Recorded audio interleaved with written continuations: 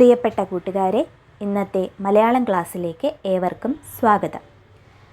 ഇപ്പോൾ നാം പഠിച്ചുകൊണ്ടിരിക്കുന്നത് യൂണിറ്റ് 6 മേളിതം. കഴിഞ്ഞ ക്ലാസ്സിൽ മഹാകവി വള്ളത്തോൾ നാരായണ മേനോൻ്റെ മലയാളം എന്ന കവിത നാം പഠിച്ചു. ഇന്ന് യൂണിറ്റ് 6 രണ്ടാമത്തെ പാഠമാണ് നാം പഠിക്കാൻ പോകുന്നത്. ഇവിടെ നൽകിയിരിക്കുന്ന ചിത്രം നിങ്ങൾ ശ്രദ്ധിച്ചോ?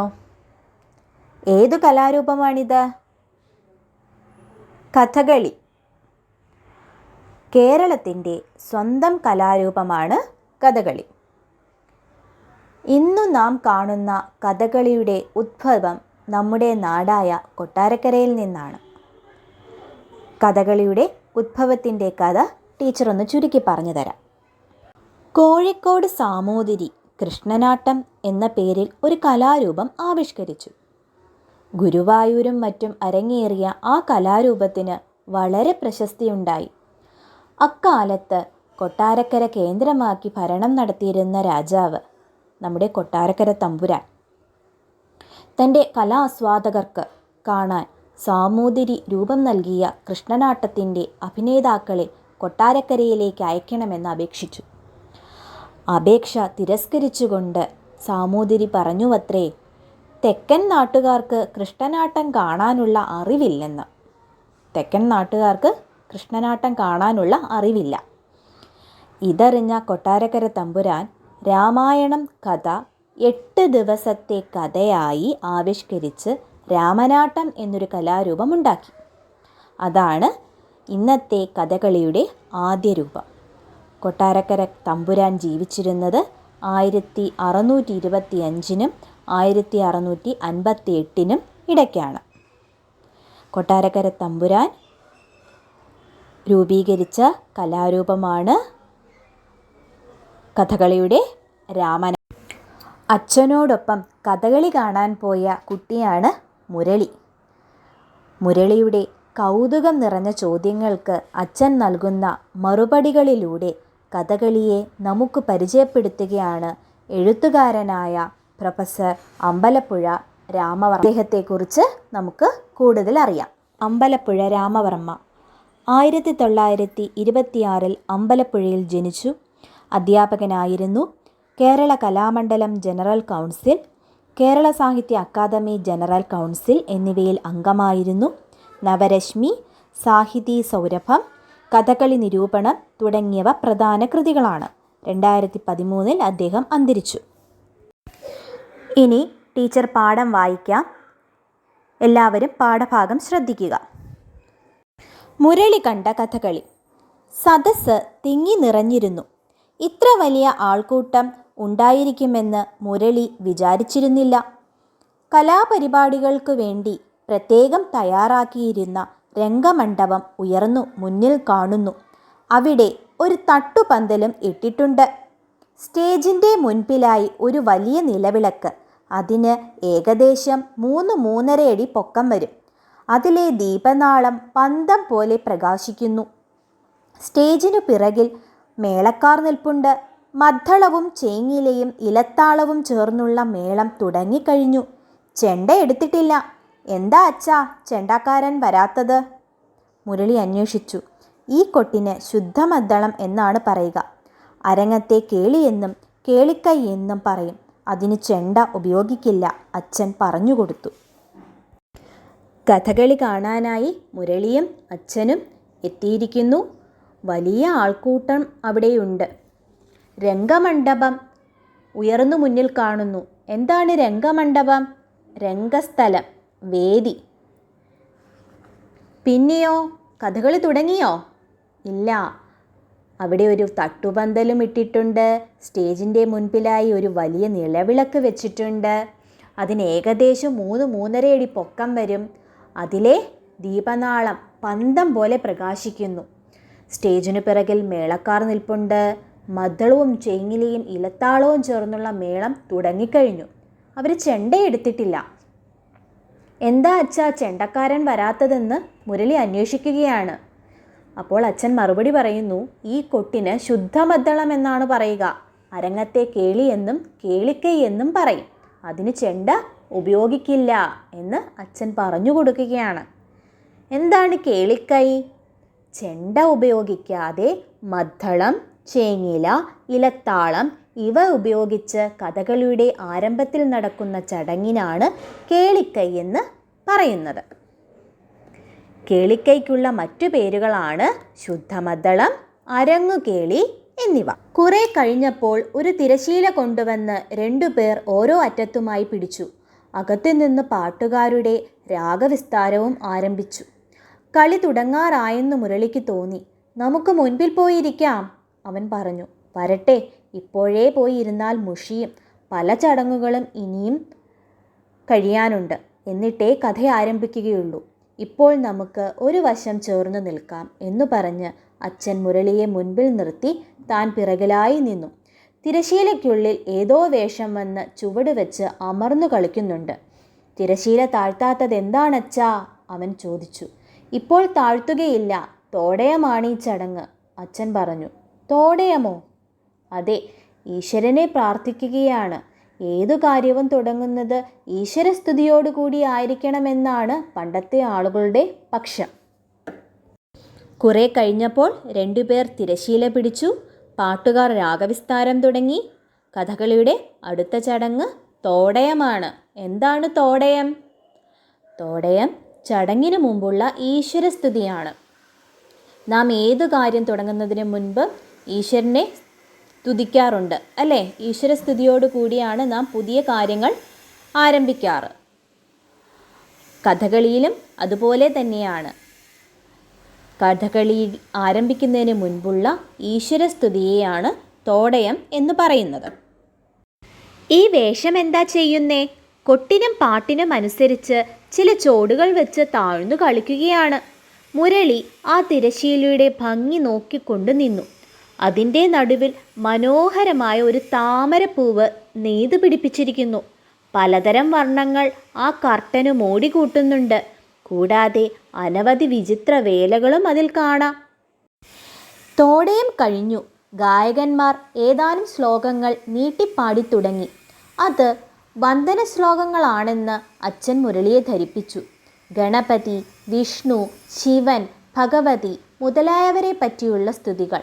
അല്പം കഴിഞ്ഞപ്പോൾ തിരശീലയ്ക്ക് മുകളിൽ വട്ടത്തിലുള്ള ഒരു കിരീടത്തിൻ്റെ മുകൾ ഭാഗം കണ്ടു തുടങ്ങി. ഒരു വേഷം അകത്തു വന്നിട്ടുണ്ട്.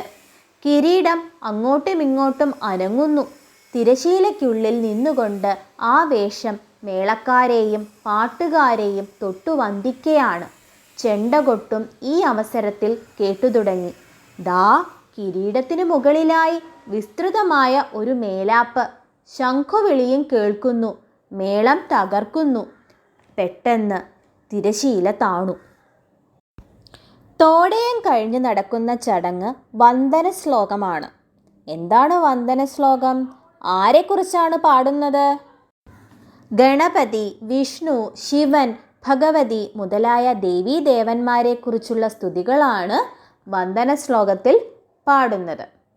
അതിനുശേഷം തിരശീലയ്ക്ക് മുകളിൽ വട്ടത്തിലുള്ള ഒരു കിരീടത്തിൻ്റെ മുകൾ ഭാഗം കണ്ടു തുടങ്ങി. ഒരു വേഷം അകത്തു വന്നിട്ടുണ്ട്. കിരീടം അങ്ങോട്ടും ഇങ്ങോട്ടും അനങ്ങുന്നു. തിരശീലയ്ക്കുള്ളിൽ നിന്നുകൊണ്ട് ആ വേഷം മേളക്കാരെയും പാട്ടുകാരെയും തൊട്ടു വന്ദിക്കയാണ്. ചെണ്ടകൊട്ടും ഈ അവസരത്തിൽ കേട്ടു തുടങ്ങി. ദാ കിരീടത്തിന് മുകളിലായി വിസ്തൃതമായ ഒരു മേലാപ്പ്. ശംഖുവിളിയും കേൾക്കുന്നു. മേളം തകർക്കുന്നു. പെട്ടെന്ന് തിരശീല താണു. 2 വേഷങ്ങൾ പ്രത്യക്ഷപ്പെട്ടു. ഒരു പുരുഷനും ഒരു സ്ത്രീയും. നിറപ്പകിട്ടുകൊണ്ട് വിളങ്ങുന്ന കിരീടം, പച്ച നിറത്തിലുള്ള മുഖം, കവിളിൻ്റെയും താടിയുടെയും അരികോട് ചേർത്ത് ഇരുവശങ്ങളിലും വെള്ളക്കടലാസുകൊണ്ട് ബ്രാക്കറ്റിൻ്റെ ആകൃതിയിൽ വച്ചു പിടിപ്പിച്ച ചുട്ടി, നീട്ടിക്കറുപ്പിച്ച പുരികക്കുടികൾ, മഷി എഴുതിയ കണ്ണ്, നെറ്റിയിൽ ഒരു ഗോപി, പുഞ്ചിരി പൊഴിക്കുന്ന ചെഞ്ചുണ്ടുകൾ, ചെറിയ വൃത്തത്തിൽ തിളങ്ങുന്ന ചെവിപ്പൂവ്, തോട, കിരീടത്തിൻ്റെ 2 വശത്തും താഴ്ത്തിപ്പിടിച്ചിരിക്കുന്ന ചെറിയ ആലവട്ടം, ധാരാളം മുത്തുമാലകളെ കൊണ്ട് ശോഭിക്കുന്ന കഴുത്ത്, രത്നാഭരണങ്ങൾ പ്രകാശിക്കുന്ന കൊരലാരത്തോടു കൂടിയ മാറിടം, തോൾവള, കൈവള, വിരിഞ്ഞ പൂവിൻ്റെ ആകൃതിയിൽ 2 അറ്റത്തും കെട്ടിയിട്ട് അണിഞ്ഞിരിക്കുന്ന ഉത്തരീയങ്ങൾ, ചുവന്ന കുപ്പായം, കൈവിരലുകളിലെ വെള്ളി നഖങ്ങൾ, കാണാൻ നല്ല ചന്തമുള്ള ഉടുത്തുകെട്ട്, ഇവയെല്ലാം ചേർന്നതാണ് ആ പുരുഷവേഷം. ഇവിടെ പുരുഷവേഷത്തെക്കുറിച്ച് വർണ്ണിക്കുകയാണ്. ഏതെല്ലാം ചേർന്നതാണ് ആ പുരുഷവേഷം? പുരുഷവേഷത്തിന് തിളങ്ങുന്ന കിരീടമുണ്ട്, പച്ച കുത്തിയ മുഖം, കവിളിൻ്റെയും താടിയുടെയും അരികിൽ ചുട്ടി കറുപ്പിച്ച പുരികക്കൊടികൾ, മഷിയെഴുതിയ കണ്ണ്, നെറ്റിയിൽ ഗോപിക്കുറി, പുഞ്ചിരിക്കുന്ന ചുണ്ടുകൾ, ചെവിപ്പൂവ്, തോട, ആലവട്ടം, കഴുത്തിൽ ധാരാളം മുത്തുമാലകൾ, രത്നമാലകൾ, തോൾവള, കൈവള, ഉത്തരീയങ്ങൾ, ചുവന്ന കുപ്പായം, വെള്ളി നഖങ്ങൾ, ചന്തമുള്ള ഉടുത്തുകെട്ട്, ഇവയെല്ലാം ചേർന്നതാണ് പുരുഷവേഷം. ഇനി സ്ത്രീവേഷത്തെക്കുറിച്ച് പറയാം. സ്ത്രീവേഷം ഞൊറിഞ്ഞുടുത്ത് തലയിൽ സാരി ഇട്ടിരിക്കുകയാണ്. കൈപ്പത്തി വരെ ഇറങ്ങിക്കിടക്കുന്ന ചെങ്കുപ്പായം, കഴുത്തിൽ നിറയെ ആഭരണങ്ങൾ, കൈവളകൾ. പുരുഷവേഷം കൃഷ്ണമണികളെ താളത്തിനൊപ്പിച്ച് ചലിപ്പിച്ചുകൊണ്ട് പുഞ്ചിരിയോടുകൂടി നിൽക്കുന്നു. ആ നോട്ടം തൻ്റെ നേർ കാണോ എന്ന് മുരളിക്ക് തോന്നി. അവൻ അത്ഭുതത്തിൽ മുഴുകി. ഇതെന്തു വേഷമാണച്ചാ? അവൻ ചോദിച്ചു. ഇതാണ് പുറപ്പാടുവേഷം. ഇത്തരം പുരുഷവേഷത്തിന് പച്ച എന്നു പറയും. പച്ചയോ? അതെ, പച്ച. പച്ച തന്നെ. നല്ല സ്വഭാവത്തോടു കൂടിയ കഥാപാത്രങ്ങൾക്കെല്ലാം പച്ചവേഷമാണ്. അത് ആരൊക്കെയാണ്? ധർമ്മപുത്രർ, ശ്രീകൃഷ്ണൻ, നളൻ തുടങ്ങിയവരെ നീ കേട്ടിട്ടില്ലേ? അവരൊക്കെ പച്ചവേഷക്കാരാണ്. പുറപ്പാടിലെ വേഷങ്ങൾ കഥയിലെ നായകനും നായികയുമാണെന്നാണ് സങ്കല്പം. അവർക്ക് പ്രത്യേകിച്ച് അഭിനയമൊന്നുമില്ല. കുറേ കഴിഞ്ഞു സ്ത്രീവേഷം പോയി. പുരുഷവേഷം കയ്യും മെയ്യും കണ്ണും യോജിപ്പിച്ച് ഓരോരോ കലാശങ്ങൾ ചവിട്ടിത്തുടങ്ങി. താളമേളങ്ങൾക്കൊപ്പിച്ചുള്ള ആ നൃത്തം ഒരു പ്രത്യേക രീതിയിലുള്ളതായിരുന്നു. കാണാൻ കൗതുകവുമുണ്ട്. എങ്കിലും കുറേ നേരം അത് നോക്കിക്കൊണ്ടിരുന്നപ്പോഴേക്കും മുരളിക്ക് മുഷിഞ്ഞു. എന്താ അച്ഛാ കഥ തുടങ്ങാത്തത്? അവൻ അക്ഷമനായി ചോദിച്ചു. പുരുഷവേഷം വന്നു, സ്ത്രീവേഷവും വന്നു, അടുത്തത് പുറപ്പാട് വേഷമാണ്. പുറപ്പാട് വേഷത്തിന് പറയുന്ന മറ്റൊരു പേരെന്താണ്? പച്ചവേഷം. എന്തുകൊണ്ടാണ് പച്ച എന്ന പേര് പറയുന്നത്? പച്ചവേഷത്തിൽ വരുന്ന കഥാപാത്രങ്ങൾ ആരെല്ലാമാണ്? ധർമ്മപുത്രർ, ശ്രീകൃഷ്ണൻ, നളൻ തുടങ്ങിയ ശ്രേഷ്ഠവേഷങ്ങളെല്ലാം പച്ചവേഷങ്ങളാണ്. അതായത് നന്മ നിറഞ്ഞ കഥാപാത്രങ്ങളാണ് പച്ചവേഷത്തിൽ വരുന്നത്. നന്മയുള്ള കഥാപാത്രങ്ങൾ. എന്തിനെക്കുറിച്ചാണ് നമ്മുടെ ഈ പാഠഭാഗത്തിൽ പറയുന്നത്? കഥകളിയെക്കുറിച്ചാണ്. കേരളത്തിൻ്റെ തനതായ കലാരൂപമാണ് കഥകളി. പാട്ടിനും താളമേളങ്ങൾക്കും അനുസരിച്ച് കഥ അഭിനയിച്ചു കാണിക്കുന്ന ഒരു കലാരൂപമാണിത്. അരങ്ങുകേളി, തോടയം, മന്ദനശ്ലോകം, പുറപ്പാട് എന്നിവയാണ് കഥകളിയുടെ ആരംഭത്തിലുള്ള പ്രധാന ചടങ്ങുകൾ. കഥകളിയുണ്ടെന്നറിയിക്കുന്നത് കേളികൊട്ടിലൂടെയാണ്. സന്ധ്യയോടെയാണ് കേളികൊട്ട് നടത്തുന്നത്. ചെണ്ട, മദ്ദളം, ചേങ്ങില, ഇലത്താളം എന്നീ വാദ്യങ്ങളാണ് കേളികൊട്ടിന് ഉപയോഗിക്കുന്നത്.